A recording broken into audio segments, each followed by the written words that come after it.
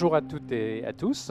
Merci d'être venus si nombreux à une heure compliquée, mais agréable aussi. Et je suis très heureux d'accueillir à Orléans mes trois camarades de jeu pour ce début d'après-midi. Je ne sais pas si c'est un jeu. L'information est trop sérieuse pour être laissée aux journalistes. Aurait pu dire Clémenceau, qui était un très bon journaliste lui-même. Et médecin, ça va parfois ensemble. Donc, je vous rappelle la thématique de cette rencontre, l'histoire des médias. Vous allez voir que c'est assez large quand même. Donc, nous avons jusqu'à 19 h, je pense. Non, pas tout à fait. Je parlais de demain, bien sûr. L'histoire des médias, relation à l'information dans le temps et l'espace. Bon, c'est peut-être un sujet pour l'évêque. Progrès ou régression. Donc, ça fait beaucoup de thèmes et de termes déjà à définir, très certainement. Et puis, bien sûr, je laisserai nos invités développer et y répondre selon les thématiques de leur choix. Donc, je suis très heureux d'accueillir, dans l'ordre ou dans le désordre. On va partir de l'extrême gauche. Ça fait un petit peu grand débat ou débat sur France 2. Non, il n'y a pas eu de recours là devant le Conseil d'État pour savoir s'il fallait un quatrième invité. Bon. Puis, bon, il n'y a pas de menottes, M. Asselineau n'est pas venu. Alors, je suis à l'extrême gauche pour vous, mais à l'extrême droite pour c'est ça, c'est ça. Donc, il va falloir qu'on choisisse. Voilà, voilà. Bon, avec M. Asselineau, c'est plutôt une muselière qu'il faudrait. Donc, le fond de l'air est Frexit. Patrick Evenot, avec lequel nous avons beaucoup de points communs, nous avons échangé tout à l'heure, on va tout vous dire. Donc, agrégé docteur en histoire, professeur en histoire des médias à l'université Paris 1, donc Panthéon-Sorbonne. Vous savez, la petite université qui est à 110 km au nord d'Orléans. Non, je blague. Grande université. Bon, j'y ai même été étudiant, vous voyez. Et elle s'en est remise depuis. Et qui a beaucoup enseigné dans les écoles de journalisme et qui a beaucoup publié aussi, ce qui n'est pas une tare, sauf aux yeux des collègues, quand en plus on vend les livres. Ce qui est le cas de Patrick Evenot, comme de mon ami Jean Garrigue. Alors, malheureusement, Achille Mbembe n'a pas pu venir aujourd'hui à Orléans, comme vous le constatez peut-être. Je ne suis pas Achille Mbembe et mes voisins non plus. Mais vous n'avez pas tout perdu, de loin pas, puisque, je vais retrouver mes petites feuilles, c'est pas très facile de ce point de vue-là. Je suis très heureux donc d'accueillir Amin Issa, au centre, ici, qui est responsable, comme le Liban est au centre du Proche-Orient, qui est responsable de la direction politique au Bloc national libanais, qui est un parti d'opposition, c'est ça, on peut dire comme ça, et qui a été responsable de formation, par exemple, d'un master information et communication à l'université Saint-Joseph, qui est chargé d'enseignement sur le Coran et les défis de la modernité, très beau thème, dont il nous parlera sans doute tout à l'heure. Et puis, juste à côté de moi, et là on revient, disons, au programme initialement prévu, Tristan Matlard, donc professeur à l'Institut français de presse, à l'université Paris 2, donc vous voyez, on progresse, Paris 1, Paris 2, puisqu'il y a le terme progrès dans... alors Paris 3 n'est pas là apparemment, mais bon, pourtant j'ai d'excellents collègues et amis à Paris 3 aussi. Donc, qui est chercheur au Centre d'analyse et de recherche interdisciplinaire sur les médias. Alors, pour lancer cette discussion, et donc je laisserai la parole évidemment à nos trois invités, peut-être justement, puisque le thème ici est l'histoire, quelle place tient ou a tenu l'histoire des médias, peut-être le terme aussi à définir, dans l'historiographie française. Alors là, je m'adresse évidemment à Patrick Evenot et à Tristan Matlard, et puis au Liban. Est-ce qu'il y a une comparaison qu'on puisse faire? Est-ce que l'histoire des médias libanais aussi tient une place importante dans l'histoire du pays? Alors, Patrick Evenot peut-être, pour commencer. Oui, je crois que... bonjour à tous, merci d'être venus. Vous remarquerez que le plateau est complètement mixte. C'est ça. 50% d'hommes, 50% d'hommes. 50-50. Bon. Mesdames, excusez-nous, c'est pas nous qui avons fait la programmation, mais bon, il faut le relever quand même, parce que peut-être que l'année prochaine, on pourra progresser, qu'on aura une demi-femme ou bon. Voilà. Alors revenons à notre sujet. Peut-être qu'il y a un transgenre parmi nous, hein, mais bon, on n'est pas obligé de le dire. Mais... Oui, voilà. Revenons à notre sujet, l'histoire des médias. Alors l'histoire des médias, c'est quelque chose de récent en France, plus ancien, l'histoire de la presse. L'histoire de la presse, elle est devenue universitaire dans les années 20 et 30, avec le célèbre livre de Georges Weil, qui est le précurseur. Mais bien avant, les historiens et les journalistes se sont penchés sur leur propre histoire. Parce qu'il y a quelque chose qui apparaît très vite. Dès les années 1820-1830, hein, donc ça nous ramène à 2 siècles d'ici, quelque chose qui apparaît très vite, c'est que le développement économique, l'économie de marché qui se développe, la parlementarisation d'abord qui débouche ensuite sur la démocratisation, et l'expansion de la liberté de la presse, l'expansion de la presse et de la liberté de la presse sont 3 phénomènes qui marchent de concert, qui sont consubstantiels, comme aurait dit l'évêque du Panloup, hein, consubstantiellement liés, c'est-à-dire que économie de marché, démocratisation et liberté de la presse, c'est un ensemble, il n'y a pas possibilité de les séparer. Je vais vous donner une illustration que j'ai retrouvée tout à l'heure en allant au musée d'art et d'archéologie d'Orléans, que vous connaissez tous. Alors, vous ne pouvez pas le voir, mais bon, je vous le montre comme ça. C'est la figure de la bête féroce qui ravage les alentours d'Orléans. C'est une gravure de 1814. Je ne sais pas si vous pouvez le voir, non, c'est compliqué. Bon, enfin, de toute façon, vous allez au musée d'histoire et d'archéologie, hein, voilà, voilà. Hein, vous voyez à peu près, c'est juste pour vous dire, c'est une double fake news. Hein, c'est première fake news, il n'y a pas eu de monstre qui ravageait les alentours d'Orléans. C'est une rumeur d'Orléans. Hein. C'est une rumeur d'Orléans, comme il y en a eu d'autres après, mais c'est comme la bête du Gévaudan ou que sais-je encore. Et d'autres, deuxième fake news, c'est qu'on la représente pour montrer au bon peuple, c'est-à-dire que effectivement, c'est pas des journalistes. En 1814, surtout qu'il y a la dictature napoléonienne, il y a la censure, il y a etc. Donc, on ne peut pas parler de journalisme, mais vous voyez, c'est une fake news, une fausse information, une fausse nouvelle, etc.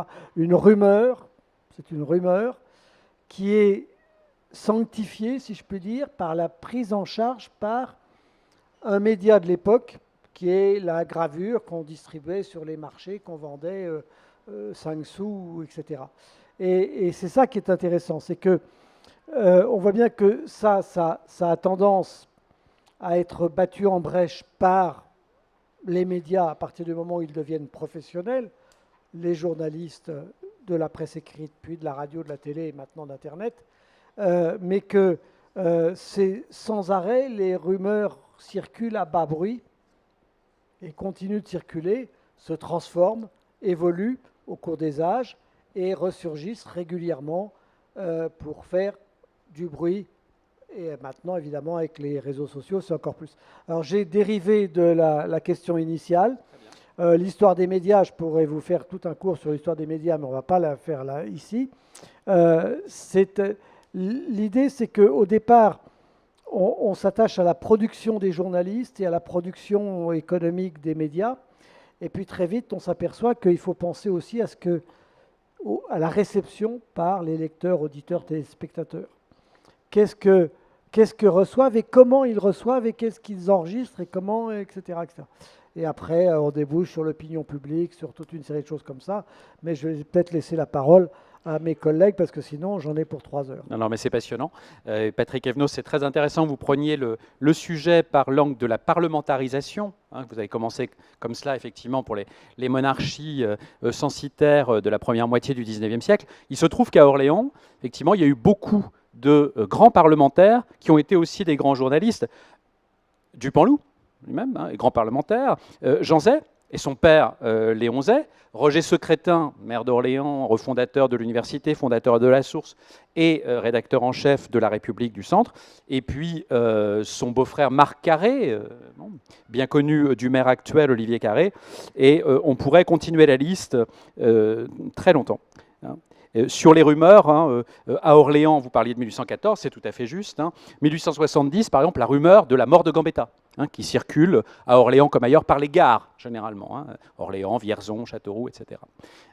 Tristan, vous voulez continuer sur l'historiographie peut-être française? Comment est-ce qu'on a abordé finalement dans l'histoire en France les médias, la presse en particulier? Donc il y a une très riche tradition de recherche sur l'histoire des médias en France.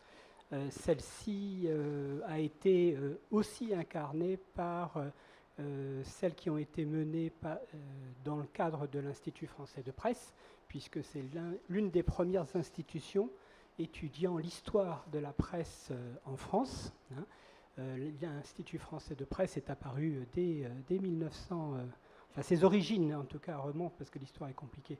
Ses origines remontent à 1937. Mais je ne vais pas revenir là-dessus. Moi, ce n'est pas là-dessus que je suis le plus à même d'intervenir. Ce qui m'intéresse dans cette invitation, c'est de souligner l'importance aujourd'hui, à l'heure d'Internet, du web, des réseaux, des plateformes, de prendre en considération l'histoire des médias, qui souvent est un peu trop vite éjectée, alors que malgré les bouleversements en cours, depuis le milieu des années 90, l'histoire des médias nous permet de mieux comprendre les développements les plus récents.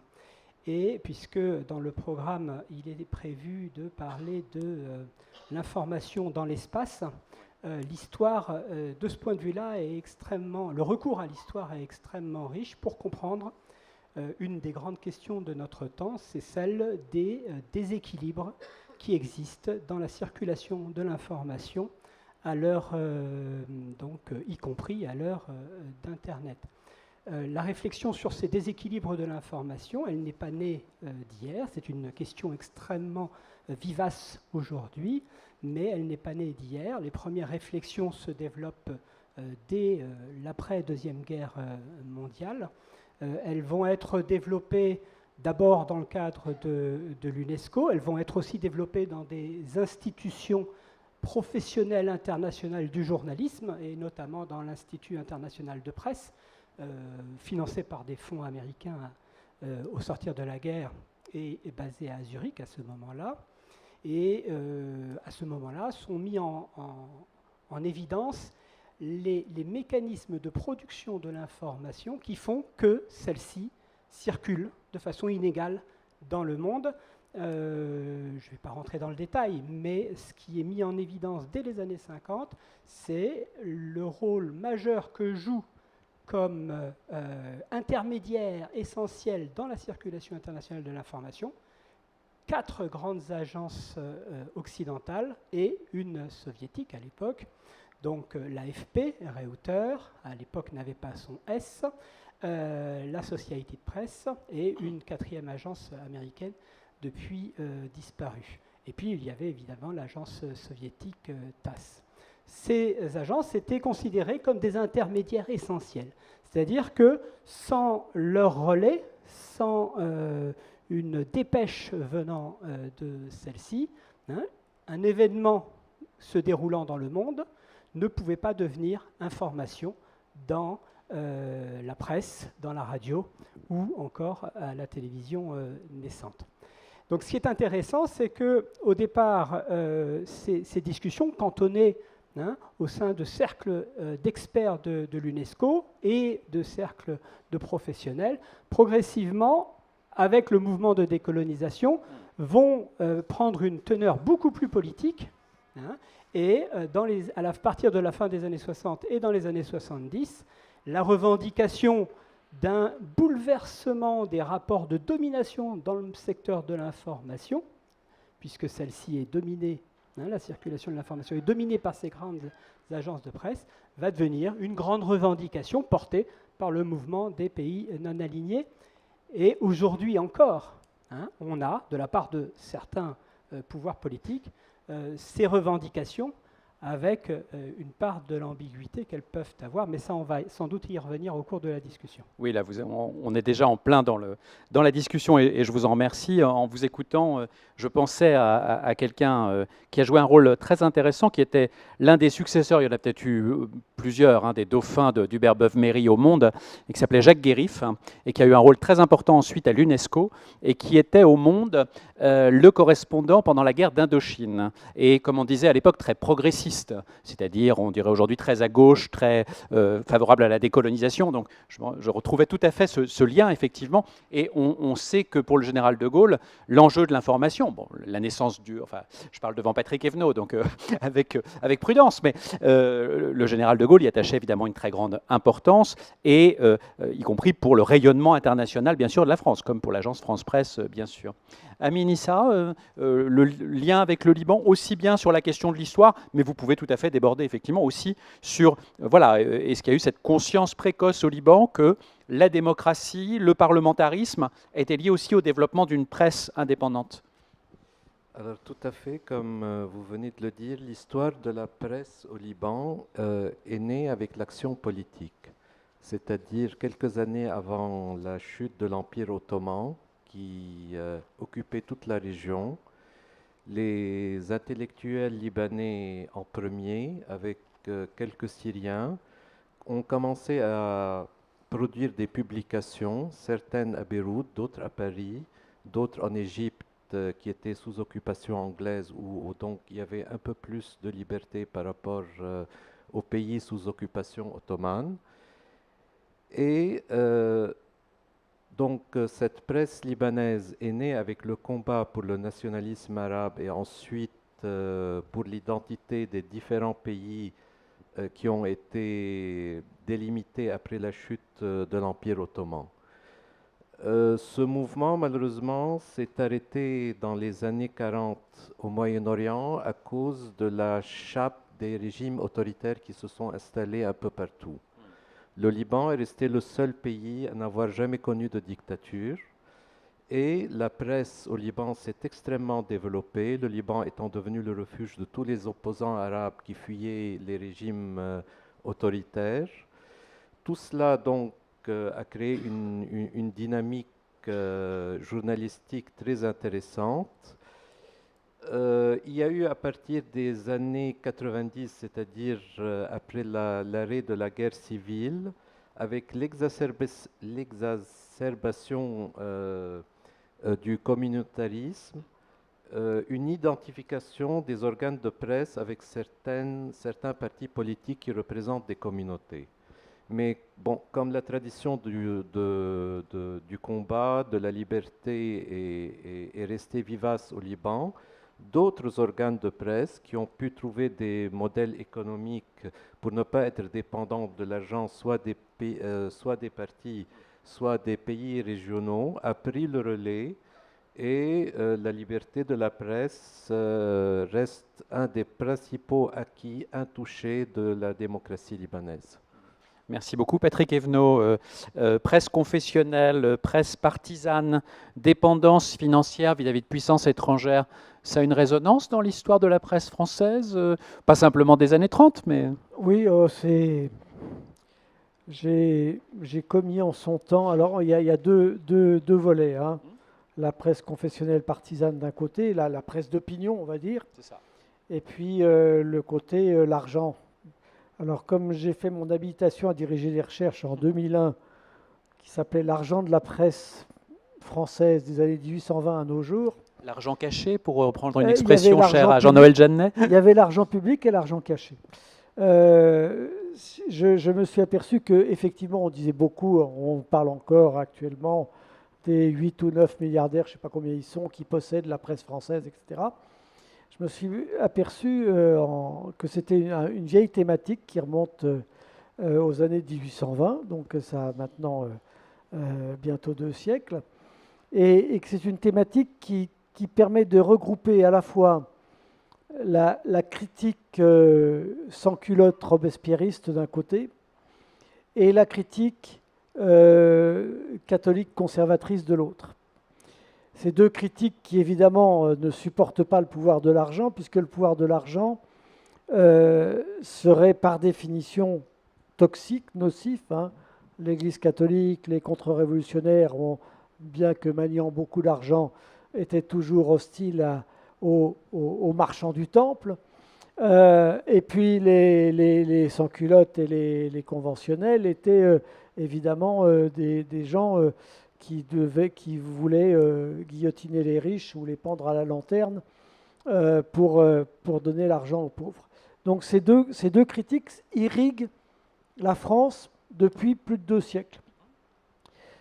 La pensée française depuis plus de 2 siècles. On la retrouve dans un certain nombre de partis politiques contemporains. Je ne les nommerai pas, mais vous pouvez peut-être les deviner. On perdrait le sens commun, voire l'insoumission. Voilà. Oui, mais on peut faire du rassemblement national aussi, etc. etc. Ces deux critiques sont des critiques qui sont volontairement, qui se saisissent de tous les cas particuliers pour mettre en cause les médias. Et à travers les médias, si on revient à mon premier point, c'est l'idée démocratique qui est mise en cause. L'idée démocratique, alors je reviens à ce que j'ai dit en tout premier plan, mais bon, il n'y a pas de démocratie en dehors des économies de marché. Il n'y a pas de liberté de la presse en dehors de la démocratie. Les trois sont liés.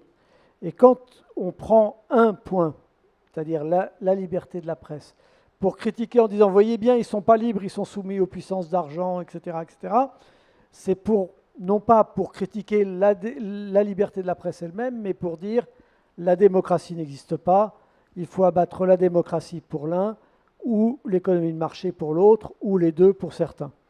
Voilà.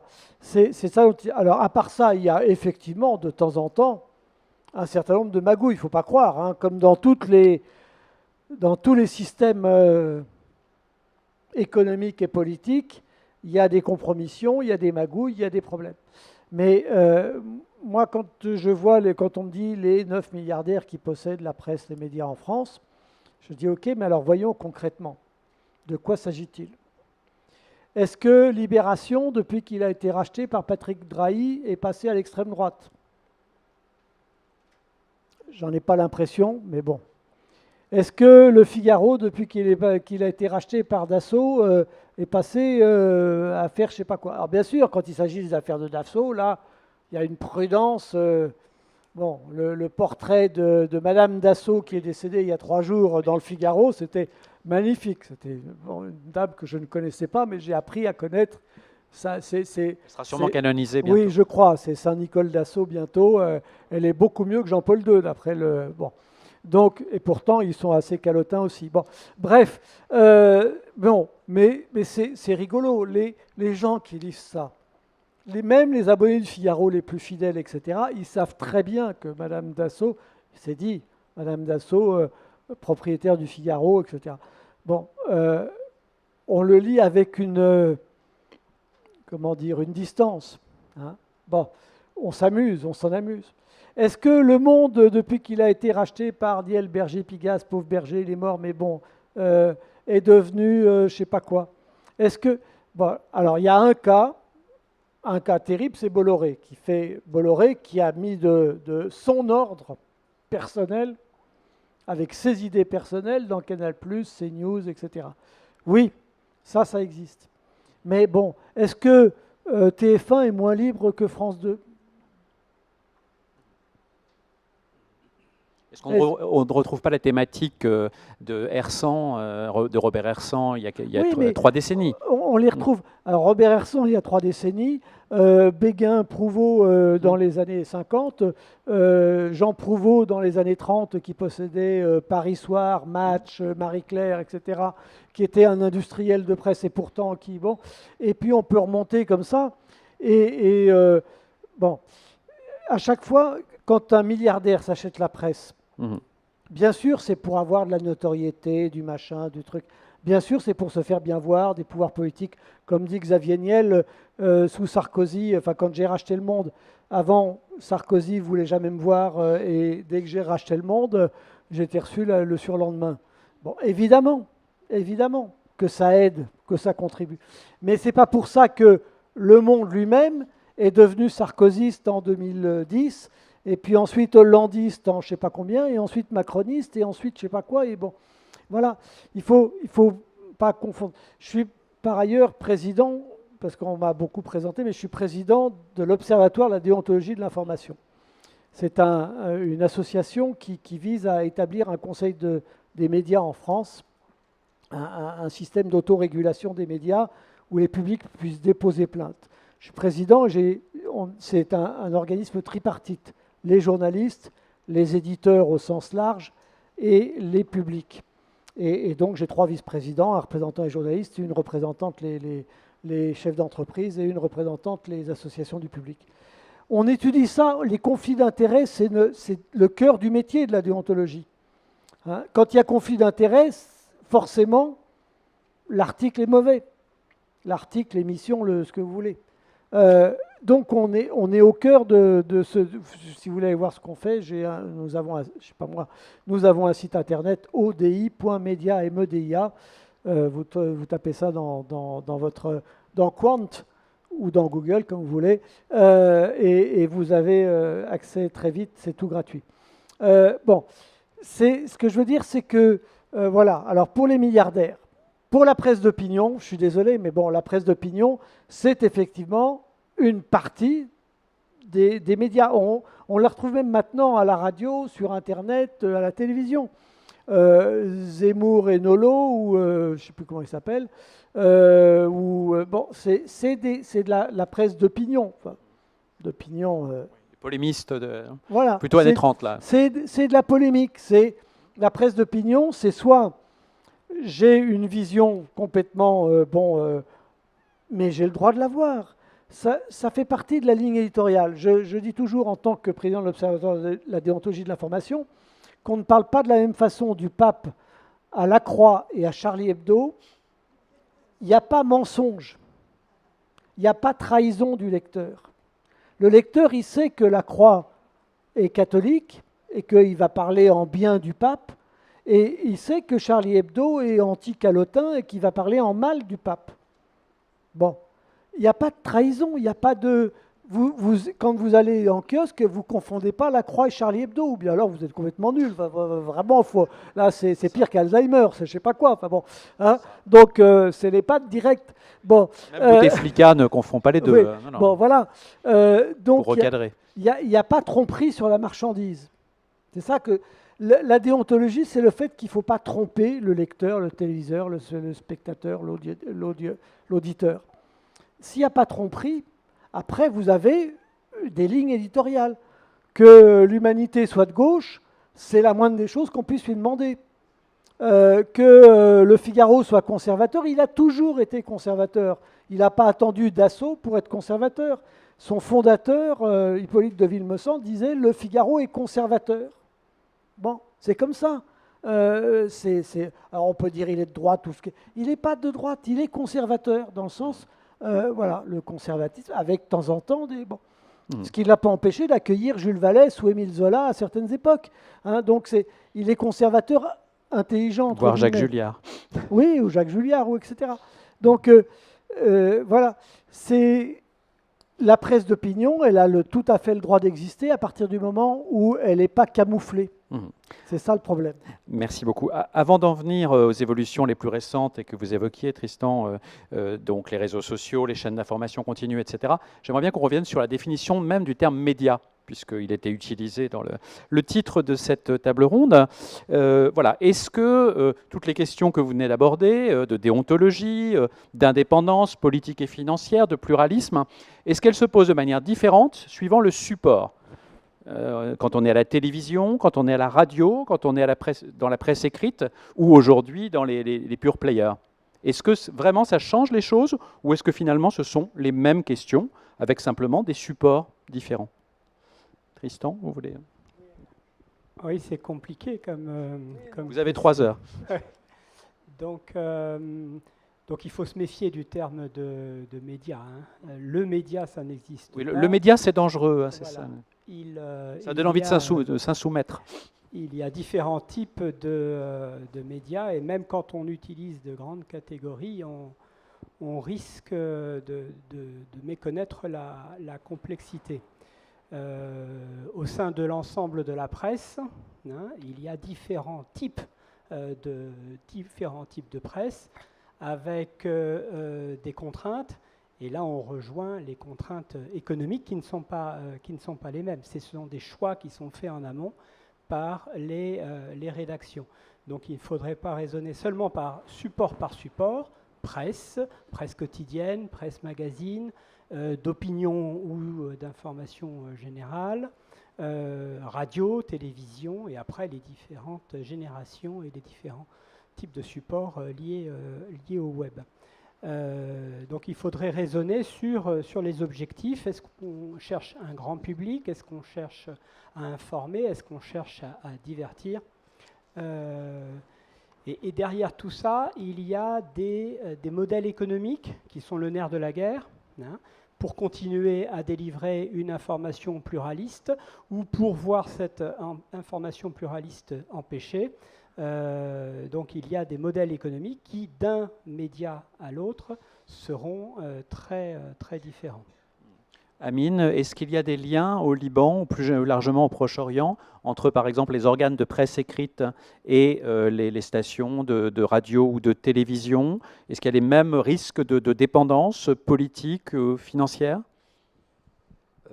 Écoutez, moi je serais plus général, je dirais que dans la presse, dans les médias ou le mot qu'on veut utiliser, il y a deux acteurs, l'émetteur, c'est-à-dire celui qui fournit l'information, et le récepteur. Et la question d'indépendance, de déontologie dépend en fait pas seulement de l'émetteur, parce que l'émetteur peut avoir une déontologie ou ne pas en avoir, mais souvent le récepteur lui-même ne cherche pas une déontologie. Souvent le récepteur, qui est le public, attend des idées qui vont le conforter dans ses a priori et il ne cherche pas une autre vérité. Donc je pense qu'on ne peut porter un jugement qu'en fonction des deux acteurs. Et est-ce qu'il y a, par exemple, dans les universités, on sait qu'il y a des grandes universités au Liban, hein, de l'éducation aux médias, l'analyse des médias? Bien sûr, cela est existant. Et notamment les règles de déontologie qu'on enseigne aux étudiants, et nous les poussons à les respecter. C'est vrai que le modèle économique joue un grand rôle dans la carrière d'un journaliste, que les besoins de salaire parfois font faire aux journalistes des choses dont souvent ils ne sont pas convaincus. Mais bon, d'ailleurs, il y aura une quête à la sortie. Oui, encore faut-il savoir qu'est-ce qu'on veut quand on est un journal. Est-ce qu'on veut faire de l'information ou bien on veut faire du spectacle? Pour en revenir aux évolutions les plus récentes, enfin disons depuis une dizaine d'années, j'y reviens. Est-ce que justement les réseaux sociaux, les chaînes d'information continue, on a bien vu qu'elles ont eu une influence, y compris sur la vie politique, j'allais dire parlementaire et présidentielle en France en tout cas. Est-ce qu'elles ont changé, bouleversé les contenus même des médias? Tristan? Oula, c'est compliqué. Ouais. Alors, commençons peut-être par un paradoxe. Le paradoxe, c'est celui d'un progrès constant dans les technologies de diffusion et de réception de l'information. Sur le plan technologique, c'est indéniable. Apparition toujours de nouveaux supports, multiplication des robinets à diffusion de l'information, ainsi que le voudrait la mythologie. Hein, nous vivons dans un village global et le monde est à portée de clics. Ça, c'est le versant technologique, hein, et le versant idéaliste technologique. Dans le même temps, et c'est intéressant de le souligner, dans le même temps où l'on voyait émerger les technologies rendant possible la télévision internationale, hein, la fameuse CNN internationale, dont les images vont faire le tour du monde, dans le même temps, les médias dans le monde entier étaient soumis à des coupes sévères, hein, aux États-Unis comme en Europe occidentale, avant que cela ne se propage dans d'autres régions du monde, parce que dans une situation de relatif, pas crise économique, mais compétition, hein, avec la nécessité de faire donc des économies, et ces économies, elles ont été faites notamment en diminuant le nombre de correspondants à l'étranger, hein, dans les grands médias. Ceux-là qui couvraient le monde par leur propre réseau de correspondants ont vu ces réseaux se réduire comme peau de chagrin, et la dépendance à l'égard des grandes agences d'information dont je parlais tout à l'heure augmenter.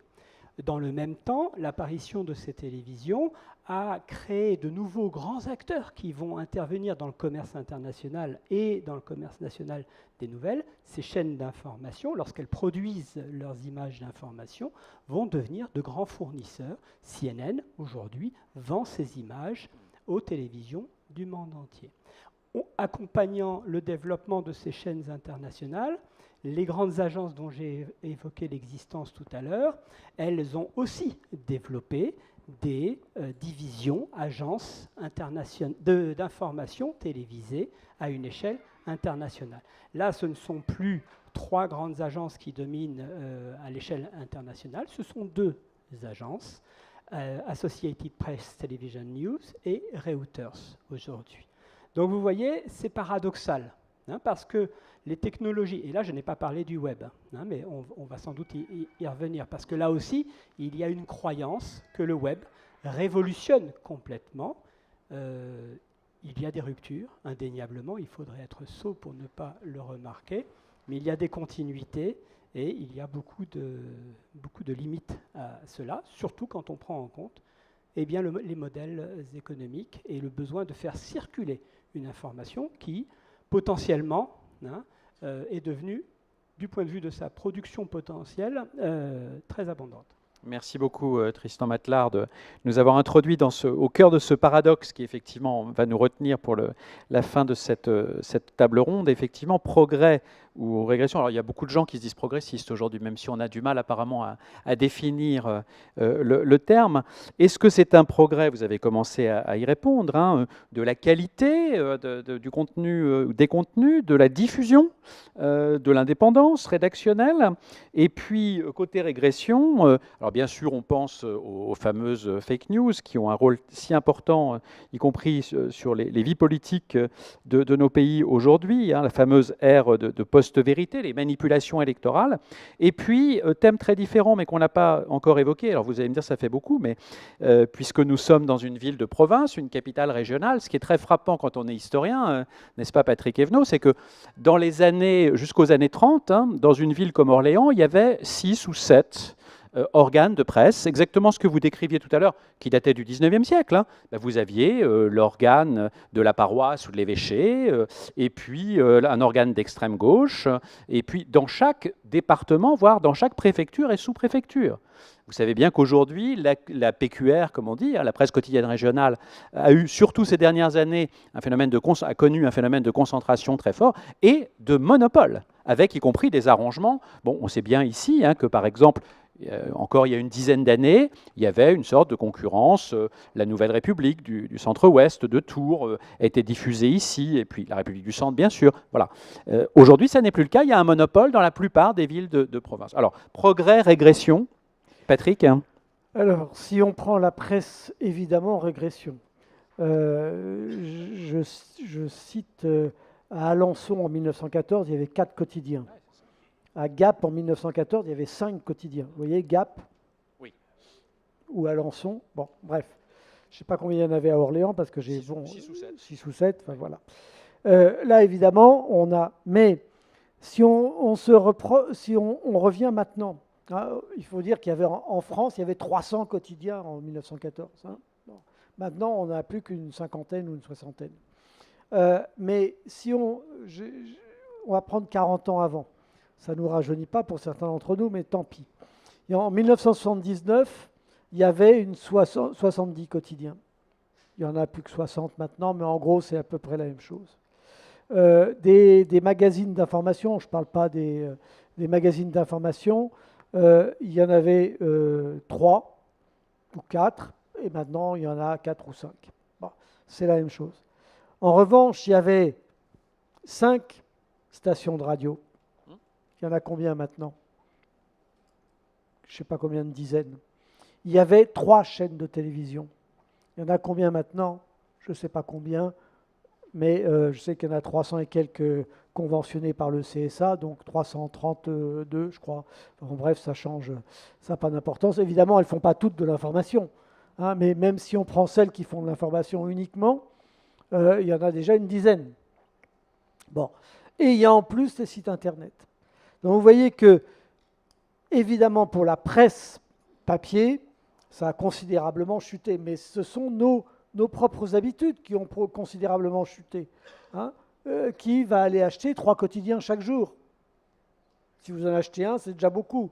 Donc, voilà. Et c'est que vous avez plus de 40 ans. Oui. Mais c'est... Bon. La presse a chuté drastiquement, c'est vrai. Elle s'est concentrée, etc. Notamment au niveau de la presse régionale, hein, puisque on a des grands, enfin, certains disent des empires, mais ce ne sont pas des empires, il ne faut pas exagérer. Bon, bref, la montagne Centre-France qui s'étend, etc. Bien, mais il y a eu une diversification considérable. Alors après, au niveau des contenus, c'est là où c'est peut-être le plus important, parce que les supports ont été multipliés, c'est évident. Hein. Je vous dis, en 79, on avait un Orléanais ou un Parisien ou un je ne sais pas comment on dit, un Gaperon, bon bref, quelqu'un qui habite par là-bas. Il avait combien? Une dizaine de sources d'informations possibles. Maintenant, des centaines, voire des milliers. Donc, évidemment, on voit qu'il y a une multiplication. Alors, le deuxième point, c'est que on peut noter aussi que beaucoup de médias se recopient mutuellement. D'où l'impression qu'on voit toujours la même chose. Et ça, c'est vrai. C'est pas nouveau non plus. Le grand fondateur de la presse française, Émile de Girardin, qui a inventé la presse à bon marché en 1836 avec le journal La Presse, avait commencé sa carrière en 1824. Il avait 22 ans, c'était un jeune homme, 20 ans, il avait un jeune homme précoce, en fondant un journal qu'il avait appelé Le Voleur. Parce qu'il ne faisait son journal qu'avec des articles parus dans d'autres journaux qu'il recopiait, voilà. Il avait compris que ça n'avait pas d'importance. L'important, c'était le public. Et si le public était intéressé par des articles volés, on pourrait dire que c'est l'ancêtre de l'Internet moderne. Enfin bon, voilà. Donc, ça a toujours été, hein, les dépêches d'agence qui sont reprises par 250 médias différents. Certains ont le bonheur de citer, d'autres ne citent pas. Enfin bon, certains rajoutent leur grain de sel et d'autres pas. C'est pas nouveau. Ça n'empêche qu'il y a quand même une relative diversité, parce qu'il y a quand même des angles, des points de vue, des informations plus ou moins, etc. Bon. Donc on a une croissance considérable. L'intervention majeure, c'est depuis à peine 10 ans, et c'est très récent, on n'en mesure pas encore toutes les conséquences, ce sont les réseaux sociaux. Ce sont les réseaux sociaux avec Facebook, Twitter et les autres. Et là, c'est une intervention majeure parce que ces réseaux sociaux sont gouvernés par des algorithmes qui sont opaques en grande partie. Donc on sait très bien que le principe, c'est vous savez, quand vous avez acheté une machine à laver, après ça, vous avez des pubs de machines à laver qui vous arrivent sans arrêt. C'est le principe des algorithmes. Ça, c'est l'algorithme idiot. Hein. Si vous avez déjà acheté une machine à laver, l'algorithme pourrait réfléchir que vous n'allez pas en acheter une deuxième le lendemain. Mais non, l'algorithme est bête. Bon, ça c'est l'algorithme de base, hein, l'algorithme commercial de base. les algorithmes de Facebook et de Twitter sont quand même un peu plus sophistiqués. Et donc, c'est le phénomène de bulle. On vous met progressivement dans une bulle. On voit que vous avez de l'intérêt pour Macron ou pour Mélenchon ou pour Marine Le Pen, et on vous rebalance des trucs des gens qui ont un intérêt pour les mêmes gens que vous.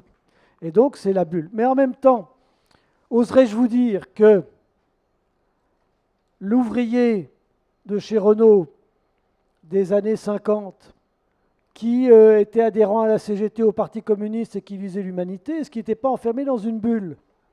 Est-ce que, quand Staline est mort, il n'a pas pleuré comme les autres, en disant « le phare de l'humanité est mort » hein? Bon, je parle de l'ouvrier, mais je sais pas quoi, moi, le camelot du roi des années 30 qui ne lisait que du Maurras et de l'Action française, bon, etc. Les bulles informationnelles, on les a tous. Daniel Cordier, d'ailleurs, l'explique très bien, avant de rencontrer Jean Moulin, que c'était un petit crétin d'extrême droite. Voilà. Parce qu'il avait été nourri d'antisémitisme. Il ne connaissait pas un juif, mais il était antisémite quand même. Voilà, c'est ça. Donc les bulles informationnelles, elles existent bien avant Internet. Hein, c'est une bulle sociale, socioculturelle, professionnelle, etc., etc. On sait très bien que l'essentiel de nos connaissances, elles viennent par la famille, par l'école, par les relations professionnelles, par le café du commerce. Alors Facebook et Twitter, c'est le café du commerce moderne. Hein, c'est ce qui explique qu'il y ait des gens qui disent n'importe quoi. Parce qu'au café du commerce, quand on avait bu un coup de trop, il y avait des dérapages sérieux. Alors évidemment, ça restait au café du commerce. Là maintenant, c'est sur la toile, tout le monde peut le lire, le monde entier. Il ne faut pas croire que le monde entier vous lit. Il ne faut pas croire que les Chinois ils comprennent le français quand vous dites des bêtises. Bon, voilà. Moi aussi j'en dis, hein, on dit tous des bêtises. Donc c'est compliqué. C'est effectivement là parce que ça renoue avec des choses anciennes, le café du commerce, les rumeurs, les bobards, etc. Mais avec des moyens beaucoup plus rapide et beaucoup plus... Et là, ça pose des problèmes. J'ai arrêté parce que... Merci beaucoup. Tristan Matlard, vous voulez réagir là sur, peut-être en distinguant voilà, la révolution, disons, du web, des pure players, etc., et puis les réseaux sociaux. Oui, c'est-à-dire que c'est compliqué le web. Le web, c'est très compliqué parce qu'il y a beaucoup d'acteurs et qui n'ont pas les mêmes logiques. Au début du développement du web, le web a, c'est vrai, suscité de vrais espoirs de voir apparaître un support qui permettrait de contourner les insuffisances des intermédiaires obligés que constituaient les médias. Hein. Et c'est pour ça d'ailleurs que le web a très tôt été investi par des acteurs que l'on dit les médias activistes, hein, qui voulaient offrir une information alternative sur le web et qui se sont saisis de ces technologies relativement bon marché comparées au coût de création d'une télévision ou même d'une radio ou au coût de la production d'un journal quotidien. Donc, on a vu le plus fameux de ces réseaux donc, alternatifs de sites web, c'est le réseau Indymedia, qui est un réseau altermondialiste qui a été créé en 1999 par des militants avec des éditions dans différents pays, avant que n'émerge la blogosphère.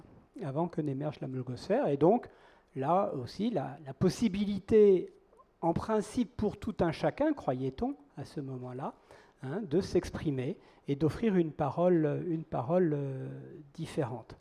Assez vite, les études qui ont été menées sur la blogosphère ont montré que la parole n'était pas si différente que ça, parce que les principaux blogueurs, ceux qui captent l'attention, eh bien, ce sont des journalistes, ce sont des professeurs d'université, ce sont des experts qui s'expriment ailleurs que dans leur forum professionnel et utilisent la blogosphère comme un autre moyen de communication. Donc les processus de distinction qui sont à l'œuvre dans les médias continuaient d'une certaine façon à jouer encore sur l'univers en ligne.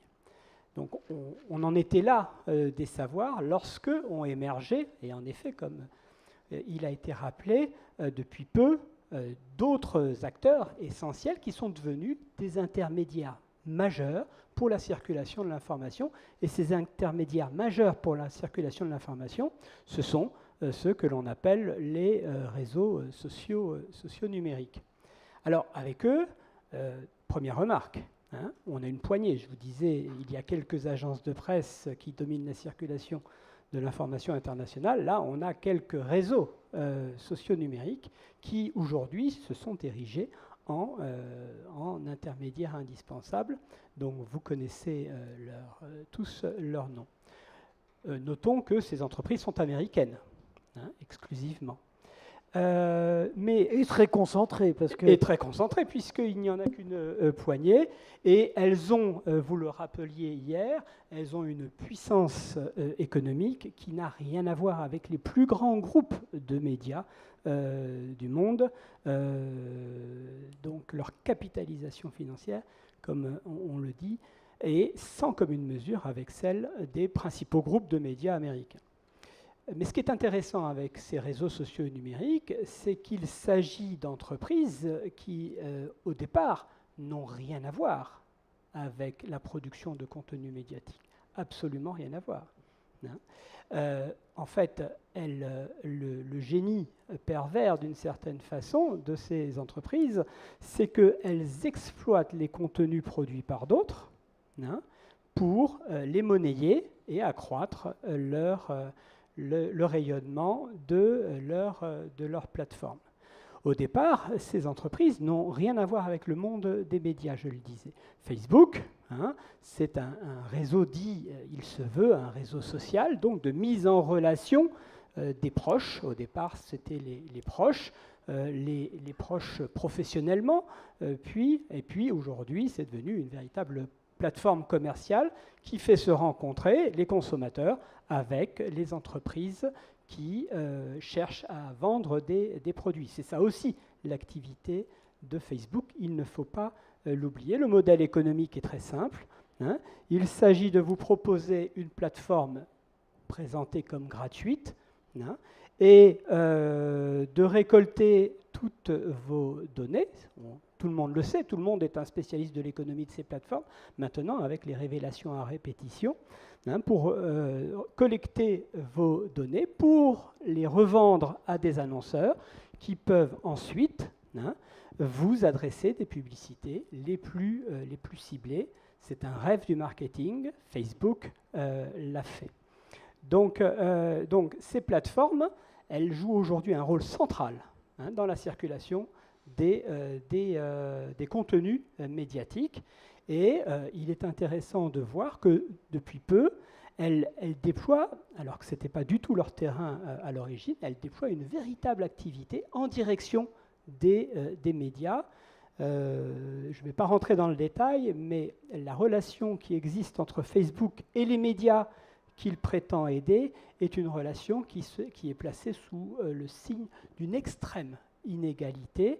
Les médias sont à la merci des changements de l'algorithme, hein, de Facebook, cet algorithme qui dirige vers vous certains messages et pas d'autres, en fonction de ce qu'il pense qui provoquera votre engagement.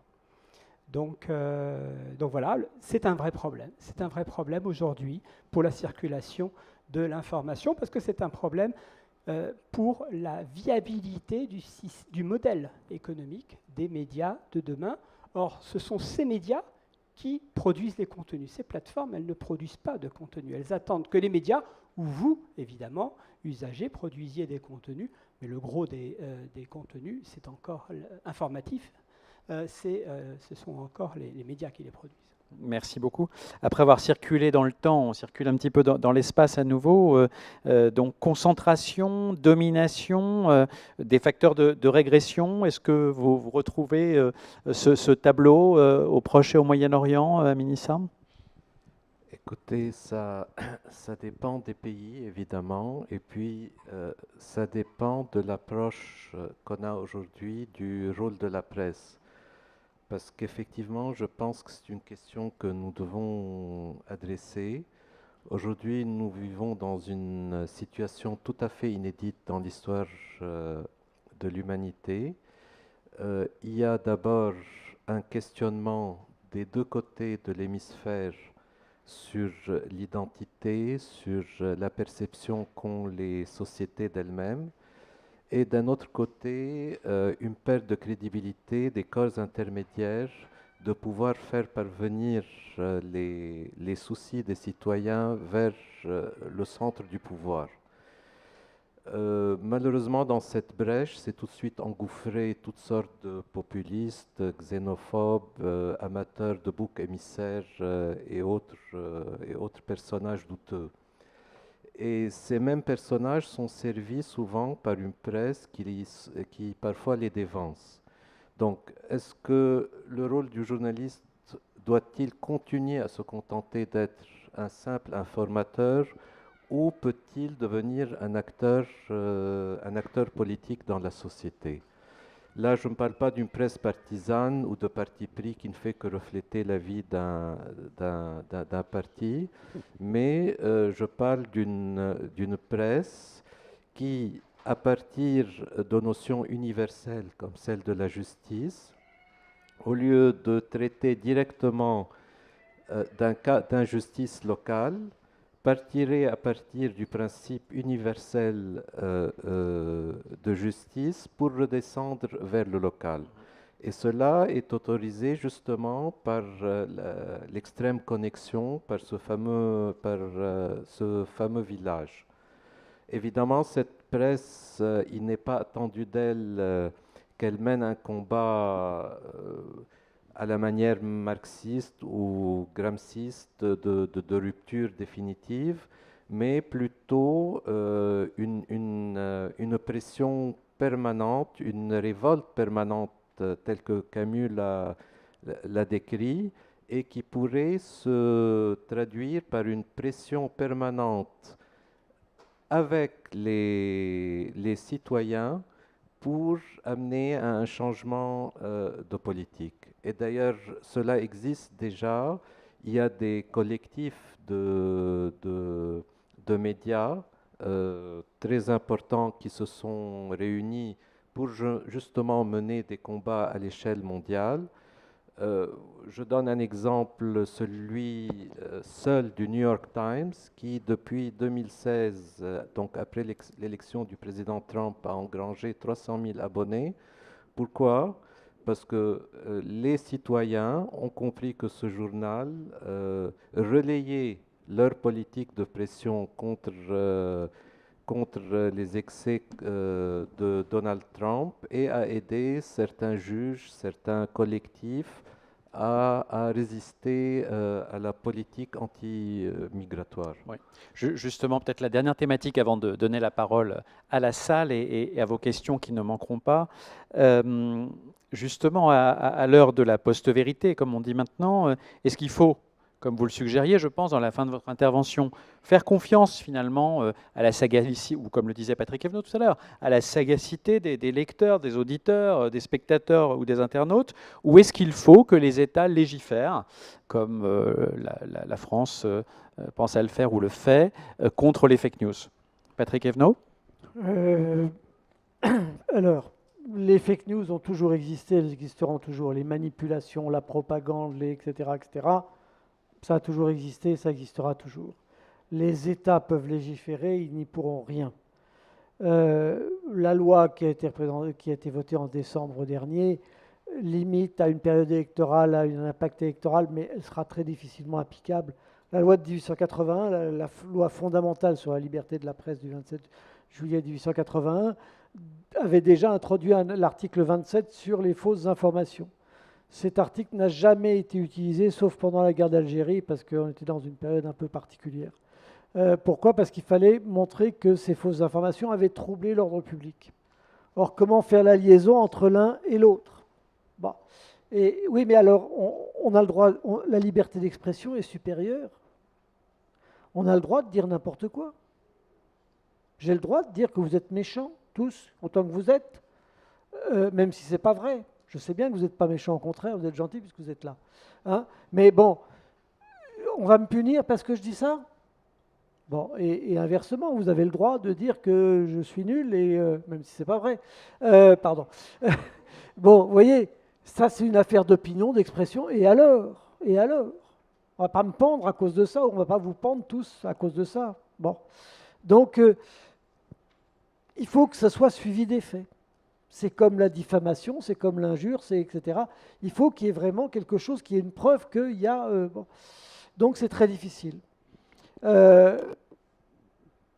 je ne crois pas que ce soit une bonne solution. Simplement, il faut... Alors, d'une part, il faut répondre aux attentes du public, il faut répondre aux questions, il faut répondre aux critiques, etc.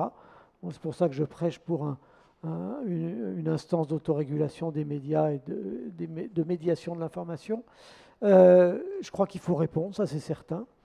Il faut écouter, mais en même temps, on ne va pas bannir toutes les pensées. Voilà. Ah oui. Mais la menace est quand même grave, puisque très probablement les élections présidentielles américaines ont été en partie faussées par les rumeurs concernant Hillary Clinton.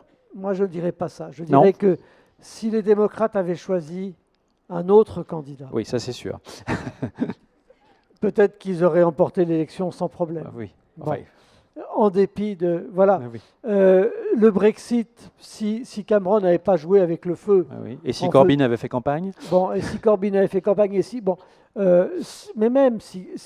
C'est jouer avec le feu. C'est comme le référendum de 2005 en France, c'est le Brexit en Angleterre. On pose une question à laquelle le peuple ne peut pas répondre, par définition. Parce que, si on prend toute l'histoire des référendums en France, on en a eu un certain nombre, il y en a un seul, celui de 1962 pour l'établissement de l'élection présidentielle au suffrage universel, où les Français ont répondu à la question. Ah oui. Rappelons-nous 1969 quand même. Bon. Qui était vraiment contre la régionalisation Voilà, personne et contre la réforme du Sénat? Contre la réforme, personne n'était contre, mais tout le monde voulait dire adieu de Gaulle. Bon, ils ont donc voté non pour dire adieu de Gaulle, pas pour voter non à la réforme. Et ainsi de suite. Bon, voilà, c'est un référendum, il faut que... C'est pas simple, quoi. Bon, Tristan Matlard, sur légiférer ou pas contre les fake news? Oui, c'est compliqué, c'est très compliqué. Moi, je comprends bien la difficulté de la régulation. En même temps, je ne pense pas qu'on puisse laisser de tels acteurs sans réguler. Pendant longtemps, eux-mêmes ont milité contre la régulation de leurs activités. Ils ont déployé d'intenses activités de lobby, on le sait par des fuites de documents récemment, publiées dans le Guardian. Ils ont milité contre la régulation par les Britanniques, par les Allemands, par les Français, par l'Union européenne en particulier. Là, l'Europe a un rôle essentiel à jouer contre la régulation. Et puis, surprise, surprise, cette semaine-ci, le patron de Facebook en personne, Mark Zuckerberg, a dit que lui, il pensait que l'activité de sa propre plateforme devait être régulée, et il a reconnu qu'il avait beaucoup de mal à le faire lui-même. Il a beaucoup de mal à le faire parce que comment est-ce que vous voulez réguler des milliards de messages qui circulent toute l'année sur ces plateformes qui se déploient à une échelle planétaire? Donc, c'est une question énorme. Et donc, on n'y répondra pas facilement, mais il me semble que la régulation est nécessaire, puisque de la qualité de l'information dépend la qualité de la démocratie que l'on aura. Superbe conclusion. Alors, on va donner la parole à la salle. On va se réguler nous-mêmes. Question ou intervention? Sophie, elle-même journaliste. Attendez, on vous apporte un micro. Voilà, il y aura un micro. Justement, là, puisqu'on parlait des fake news, il y en a eu une hier soir qui a été dite pendant l'émission politique sur le débat sur les européennes, où Nicolas Dupont-Aignan a parlé de 18 millions de migrants en 5 ans en Europe. Alors c'est vrai que quand on va après voir sur les réseaux sociaux, il y a eu beaucoup d'internautes qui se sont interrogés, et il y avait la réponse. En fait, c'était c'était juste le flux des migrants, y compris des migrants Et sur Le Monde en européens. direct, il y avait la réponse, mais ça ne doit C'est pas être ça. les électeurs de Nicolas Dupont-Aignan. Ça. Alors, ce qui est dommage, c'est que la réponse, elle n'ait pas été donnée pendant l'émission. Et que, effectivement, ça montre aussi qu'une fake news, il y a toujours un peu de vrai. Oui. Mais ça, c'est toujours compliqué. Enfin, tu le sais mieux que moi, Sophie. Un animateur d'un débat, alors là, il n'y a pas eu d'énormité, hein, puisque puis on est entre gens de très bonne compagnie, et pas un débat politique, mais est-ce que les animateurs doivent intervenir pour dire, non, Madame Le Pen, ce que vous dites est faux? C'est très compliqué. Eh bien, on pourrait avoir quand même, ils sont entourés partout, ils ont tout autour. Il pourrait y avoir un bandeau qui apparaît en disant la statistique de 18 millions comprend les flux entre l'Allemagne, la France, etc. Mais si on prend que les migrants extérieurs à l'Union européenne qui rentrent, c'est réduit à 5 millions. Oui. Point. On parlait de la campagne du Brexit tout à l'heure. On sait que Farage et les autres ont fait circuler le chiffre de 75 millions de Turcs qui allaient déferler sur le Royaume-Uni, alors que c'est plus que la population totale de la Turquie. Bon, voilà, mais c'est pas grave. Bon. Ou les milliards pour les hôpitaux, hein, le NHS. Jean-Jacques, hein, Oui. journaliste aussi. Oui, justement, vous avez parlé beaucoup de la presse, des médias, vous n'avez pas parlé des journalistes. Moi, il me semblait d'abord que c'était quand même les journalistes qui faisaient la presse, surtout qu'on va maintenant vers des médias sans journalistes. Et moi, je voudrais réagir surtout aux propos de Patrick Evno, que je trouve un peu léger, ou que vous avez traité peut-être d'une manière rapide, voire ringarde, sur la propriété de la presse, pour dire... Certes, il y a 9 milliardaires, mais à part peut-être un peu Bolloré sur CNews, ils influent absolument pas sur le contenu de l'information. Moi, je trouve que c'est un peu rapide comme analyse. Si on rajoute, parce que malgré tout, il y a une volonté insidieuse, je pense, de certains propriétaires d'influer sur le contenu de l'information, surtout si on rajoute aussi au poids de la publicité, qui représente quand même plus de 50% des revenus de la presse. Hein, hélas, non, maintenant c'est 25%. Bon, enfin. oui, enfin, il n'y a pas très longtemps, c'était encore la moitié. Mais moi, je pense que s'il n'y a pas autant de glissement de la volonté des propriétaires vers une certaine information, c'est aussi parce qu'il y a des journalistes, et des journalistes qui sont organisés, notamment dans les groupes, avec des sociétés de journalistes, par exemple, qui peuvent être extrêmement puissantes. C'est vrai à l'Obs, c'est vrai à Libération, c'est vrai au Monde, où jamais les propriétaires ne pourront imposer leur volonté. Donc je crois qu'il faut aussi rendre hommage à l'organisation des journalistes, et c'est vrai aussi avec le syndicalisme, malgré tout, même s'il il a beaucoup disparu, mais je finis, il a beaucoup disparu dans la presse, mais il faut rappeler que le plus grand syndicat a longtemps été présidé par un journaliste qui était au Figaro, donc où il pouvait aussi assurer, si je puis dire, un travail de surveillance.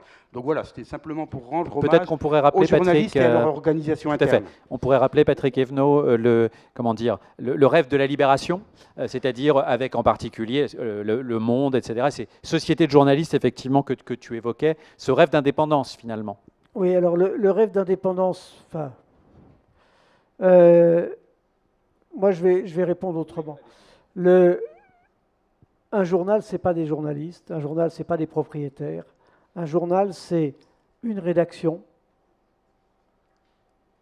une entreprise et un public.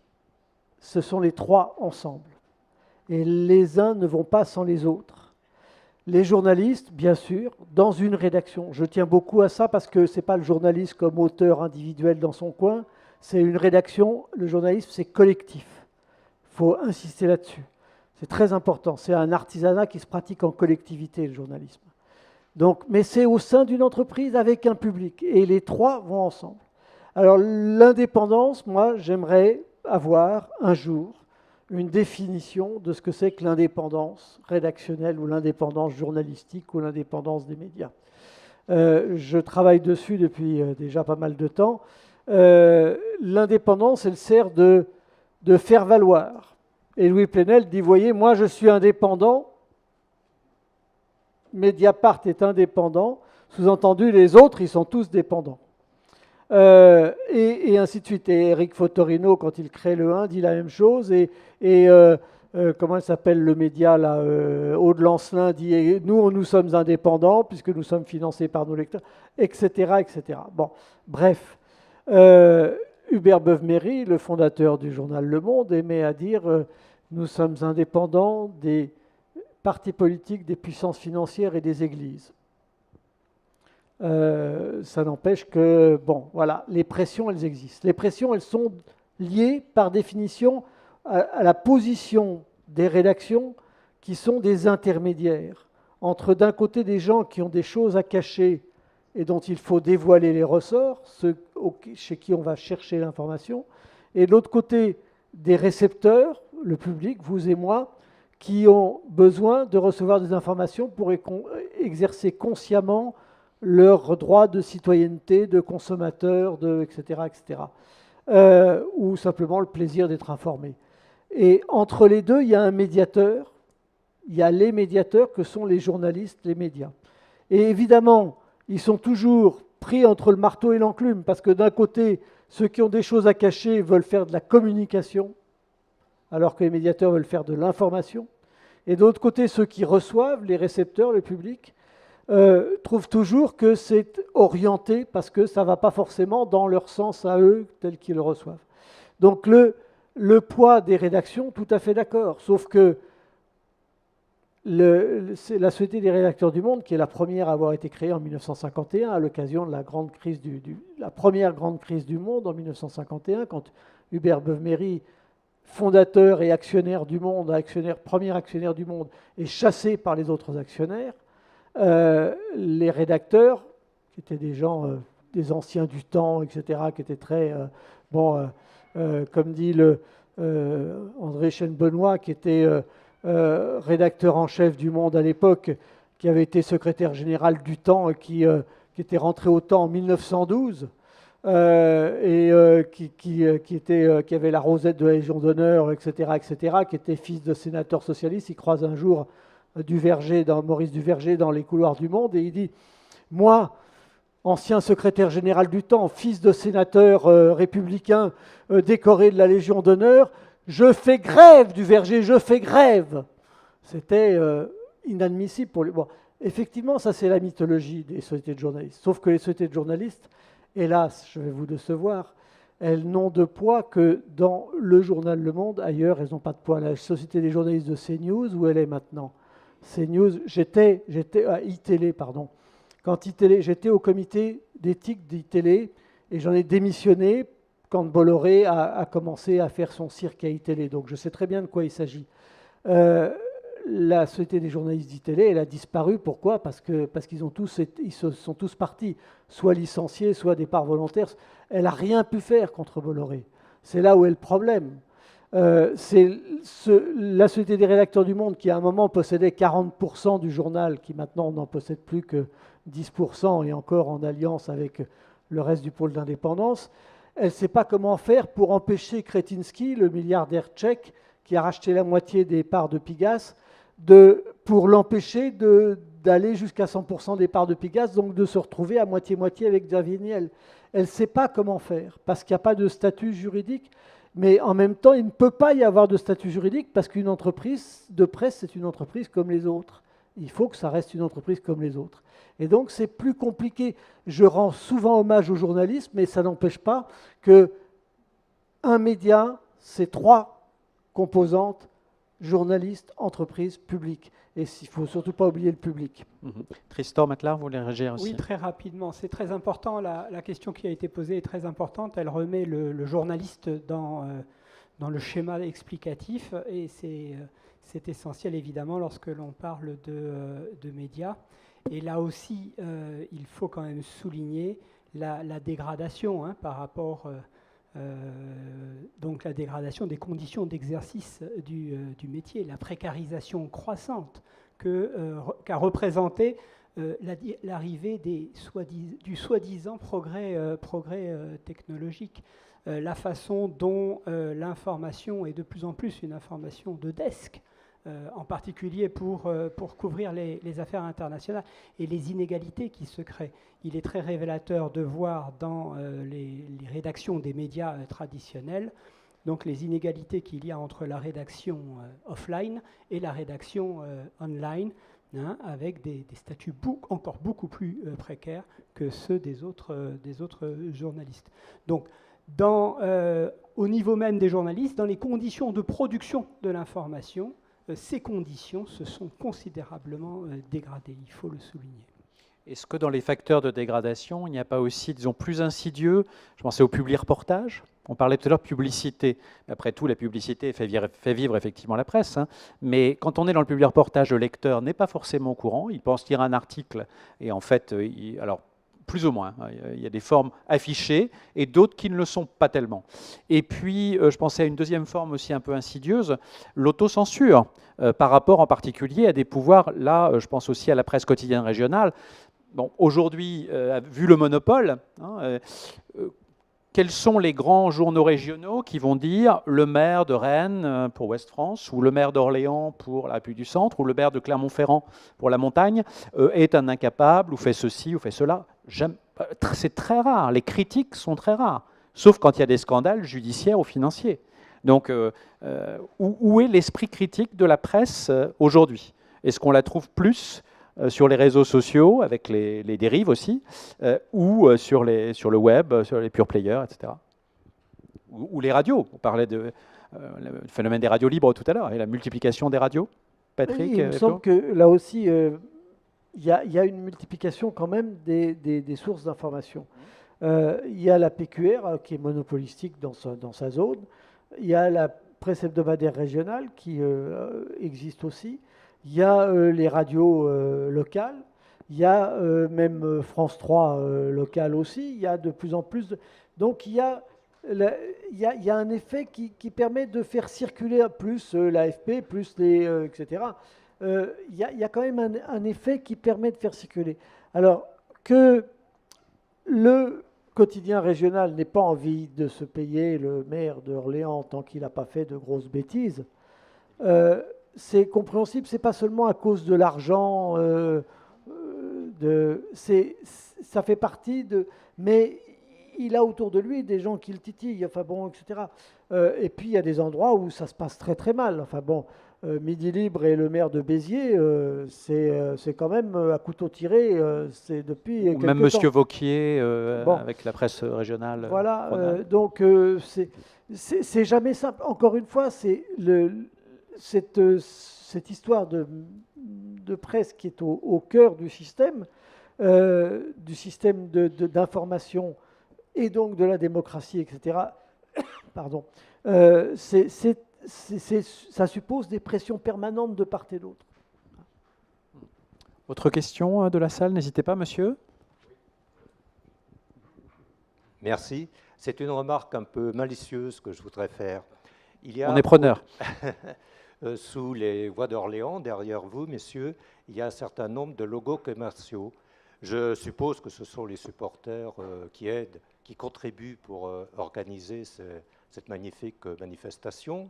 Alors je vois RFI, Le Monde, etc., Orléans Mairie, et je vois Facebook, le logo commercial de Facebook, derrière vous, monsieur Evno, le logo commercial de Twitter. Facebook est toujours derrière moi. Oui, mais en Attention, communiquant, attention. La remarque que je veux faire, c'est qu'en communiquant sans cesse avec le logo commercial, on crédibilise l'accès et la communication par ces réseaux commerciaux. Et cela, aujourd'hui, presque toutes les institutions le font. Je trouve que d'une certaine façon, c'est assez regrettable. Oui, alors est-ce qu'il est? Non, c'est pour nous suivre. Voilà, oui. Donc, Facebook, Twitter, ben si, ben oui, mais... Oui, enfin, moi, je suis pas... Oui, ben voilà, mais vous avez l'adresse mail, vous avez le hashtag et le machin. Bon, voilà, c'est... oui, c'est... Oui, non, mais vous l'avez partout maintenant, hein, partout, sur tous les... Mais bien sûr que nous faisons en permanence le jeu des réseaux sociaux. à partir du moment, à partir du moment où on se connecte, on fait le jeu, mais voilà, ça fait partie enfin, qui peut se passer maintenant de Facebook, de Twitter et autres. Bon, voilà. Il y en a de plus en plus. Hein. Oh non, il n'y en a pas tant que ça. Une grande part des jeunes n'utilisent plus. Oui, Facebook. mais ils utilisent WhatsApp, Mais ils utilisent Instagram, ils d'autres utilisent. réseaux. Mais Mais comme qui sont sur des groupes. Facebook, plus c'est fermés. pour les mais vieux. Oui. comme WhatsApp appartient à Facebook, comme Instagram, etc., comme YouTube appartient à Google. Il y a des Russes de la raison, là. Voilà, c'est pareil, c'est kiff-kiff. C'est la main invisible du marché. Dernière question, peut-être, avant que nous nous séparions. Oui, je t'en prie. C'est très ciblé, ça s'adresse à Monsieur Issa. L'Orient le jour joue un grand rôle dans les relations franco-libanaises. Écoutez, nécessairement, puisque c'est devenu le seul journal francophone au Liban. Mais malheureusement, comme la francophonie est en régression face à la... J'oserais utiliser le terme de croisade de l'anglais, il perd des parts. Ouais. Maintenant, où l'Orient le jour a énormément de lecteurs, c'est chez les émigrés libanais. Beaucoup plus que... Parce que ce sont ceux qui cherchent l'information sur le Liban sans pouvoir lire des journaux en arabe. Voilà. Donc, contre la croisade anglo-saxonne, nous allons envoyer Jeanne d'Arc et les voix d'Orléans. Merci beaucoup, et vous pouvez retrouver tous les ouvrages donc, de nos intervenants à la librairie Nouvelle juste à côté. Merci à eux. Merci à vous.